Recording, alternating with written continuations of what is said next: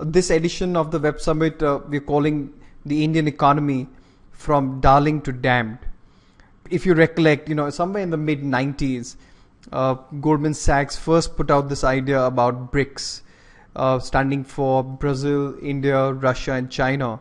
And since pretty much that day or that period, India has been the toast of the town, and all of a sudden in the last couple of months or maybe a year, the whole sentiment has swung from us being so, presenting an opportunity for everyone to a country which really, in some senses, if you listen to the media reports, has no future.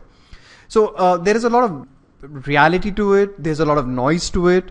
And in times like these, an Equity Master Web Summit aims to clear the air. And to help us do that, today we have Ajit Dayal. Ajit is the founder of Equity Master and also the founder of Quantum Mutual Fund.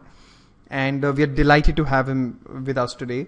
Ajit's got vast experience, and in times of crisis, he's the best person to have, as he just cuts through all the noise and brings out a clear picture which you and me can actually then use to make our investment decisions. So with these words, Ajit, over to you. Welcome to the Equity Master Web Summit.